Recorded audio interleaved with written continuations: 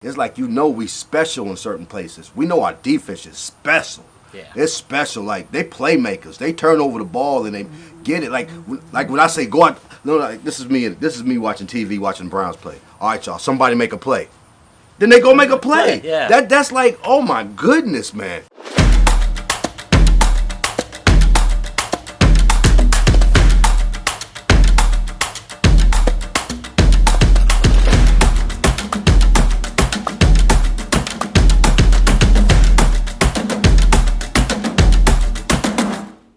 What's up, Browns fan? That's Anthony Sellers. That's Eric Jordan. And this is Browns in Our Blood. Win number 2, y'all. Feels good, don't it? Oh, yes, it does. Doesn't it feel good? Feel like oh, it does. So we're 2-1. It's a beautiful thing, Browns fans. I think we're still tied on par with the Steelers. Yes. That's even better. That's even better. What was your thoughts on the 12-9 victory over the Ravens? We're going to get to that later at the beginning of the show. But, let's recap the game. What you like, what you don't like. I just love watching the defense. I absolutely love the old school feel that they have with that. You don't have much of that anymore in the NFL. Like, Jabril Peppers had a couple good hard hits. Right. Denzel Ward played shutdown corner on John Brown and on Michael Crabtree. Kirksey had a gajillion freaking tackles in the run game. I mean, they still gave up a little bit of run yards and stuff like that, but just the feel of it, man. Yeah. The feel is just, I love watching the game. They're tough. They're tough. Yes. They're tough. And I just like how, we ain't miss a beat with Mitchell being gone. No. TJ just steps right in there, looking real good. Yep. Yeah. EJ Gaines was played pretty well yesterday. But yeah, I absolutely love it. Myles Garrett, 5.5 sacks through 5 games. Yeah. Yeah. It's going to break that projection that I had for him of 12. Yeah. But I know when you got the announcers or the game talking about he going to be possible sack leader. Yeah. It's new territory, man. This is such new territory. Man, I get chills every time Baker drops back. I mean, it's like every time Baker drops back, I was like, oh, you know what I'm saying?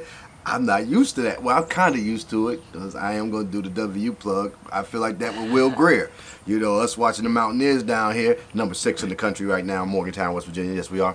But we're talking about the Browns. But yeah, man, I just like that feeling of like, what could like not knowing what could happen. Instead of feeling like, what's gonna happen, man?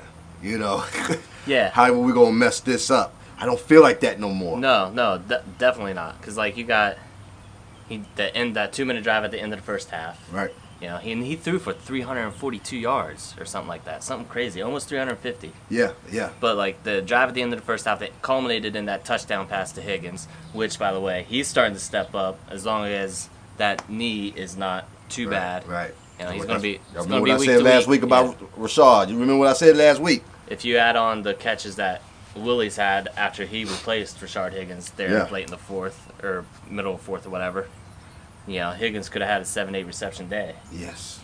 It could have been a big day. Yeah. And shoot, that's a nice segue. Should the Browns sign any available free agent wide receivers? Do we think we need to go out there and get a free agent wide receiver? And if that's the case, who do you like?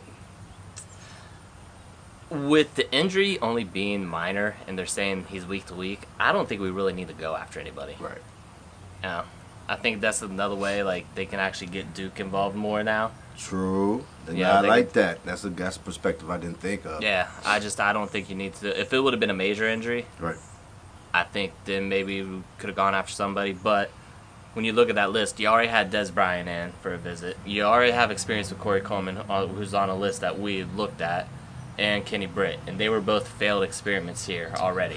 So, but you know what? I didn't need to bring Kenny Britt in to know Kenny Britt was going to do what Kenny Britt did. True.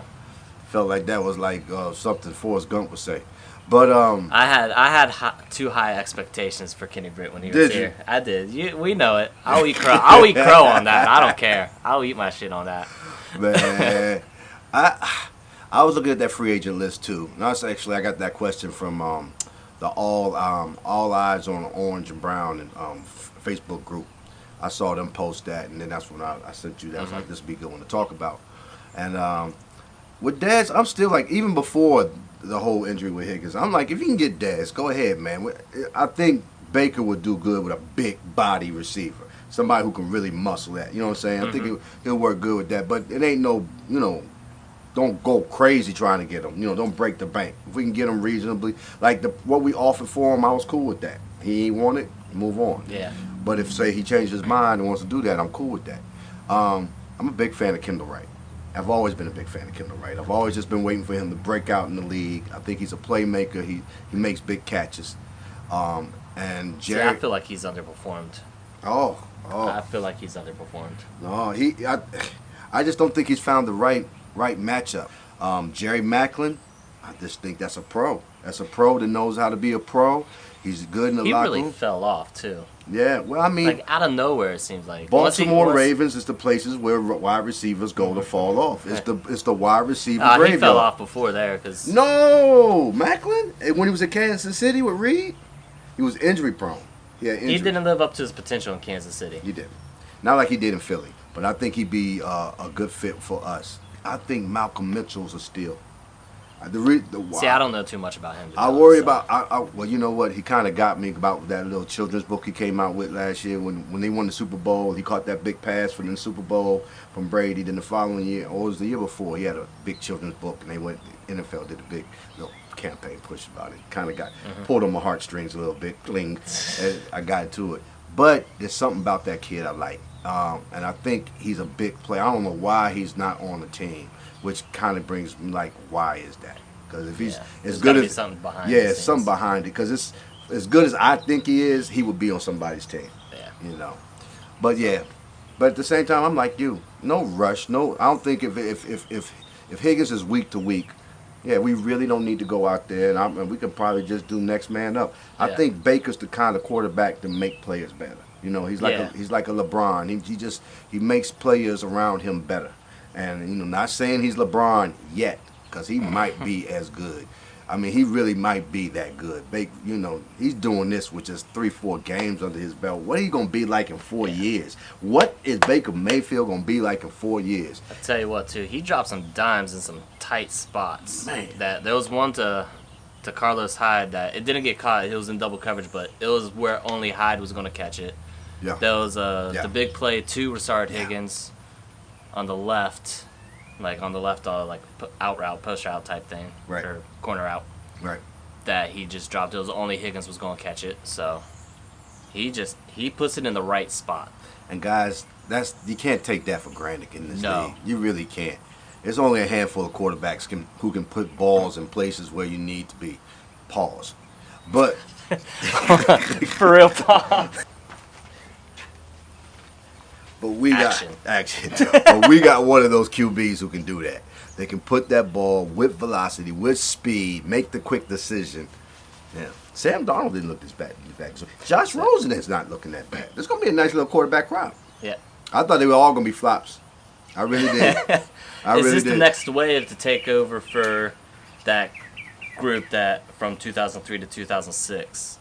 The Roethlisberger, Rivers, Breeze, True. Rodgers. Is this that group that's going to start taking over? Yep, it is. It is because they look legit. They all look legit. I don't know about Allen. Yeah, Josh Allen hasn't looked. He's not going to be able to play like he got like 3-4 more games like that before he's rocked up. Rosen, Darnold, and Baker, they are going to be able to play in this league, and Baker is going to be elite. Yeah, I like what I saw with the defense. The man, it's like. I'm watching the Ravens, and I'm watching us play the Ravens, and I'm just waiting for that feeling to come back where like, all right, what they gonna do? What are they gonna do? Yeah. And it didn't come. It was awesome just being able to do that, and just be like also be excited to see what they gonna do because it's not just like you rooting for a team to win now. It's like we special in certain places. We know our defense is special. Yeah. It's special. Like they playmakers. They turn over the ball and they get it. Like when I say go out. No, like this is me watching TV, watching Browns play. All right, y'all. Somebody make a play. Then they go make a play. Yeah. That's like, oh my goodness, man. I'm usually begging for that. And then, like I said, every time Baker drops back, I'm like, yeah. I mean, I do. Like you said, defense is special. They're still tops in the leagues in takeaways. still have a +8 turnover differential. Like, this is uncharted territories. We've never had that in the last 5 years. Yes, it's awesome. Did John Dorsey trade away Josh Gordon too soon? Dorsey, I think you jumped the gun on the Josh move.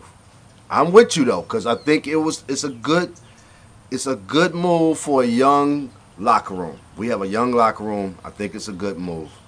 But man, I think we're about to be really seeing a lot of Brady to Gordon. And all I can think about is the way, because honestly, I know this is going to sound crazy. I know it's going to sound crazy to a lot of y'all. Baker throws that ball better than Brady. Baker throws that ball better than Brady. Now, Brady makes better decisions, but I think Baker got a more talented arm than Brady. And man, him with Josh, like Josh had to make that catch for Brady. That was an underball. That was an underball. That was an underthrown ball. It was an underthrown ball. He went up there and got that thing. He actually came back and got that thing. Baker, he gonna be man. Yeah. So I ain't gonna make no big long thing about it. But I do think about that watching the Browns. If we had Flash and Baker with Juice, man, that would have been really special. Really special. Really special. Where will the teams in the AFC North finish in the division? How do you feel about the division overall? Now that we done played a few games and seeing everybody in Cincinnati. It's nice to know that we're up at the talent level that they are. I mean, the Ravens, they're good on both sides of the ball, and we just straight out beat them. Yes. That's all. I mean, let's just be real. We straight out beat them. It took them 5 quarters, but we straight out beat them. And what I said last week was I was worried about the defense, but their offense doesn't scare me. Not with our defense. And that's exactly what I saw. Well, yeah, I was thinking that same thing, but their offense had 31 points a game coming into the week. Our game against us. Like, I didn't realize it was that high powered. But I didn't believe it. Yeah, I didn't believe it. I didn't realize it was that. I didn't believe it. I've never been They were also a believer of Flacco, and I've never been a believer of Crabtree. Now, but I'm just saying, I watched Baltimore play this so far this year, and before they came to play us, I was looking at our offense. I'm like, nah. Knowing our defense, just knowing how our defense played so far, I just was not shook at all about the Baltimore Ravens offense. Defense, I was worried about. Defense, I was worried about hitting us, making us turnover, them maybe even scoring on defense. Yeah. That I was worried about. And they only forced 1 turnover. Yeah. That 1 interception early in the game.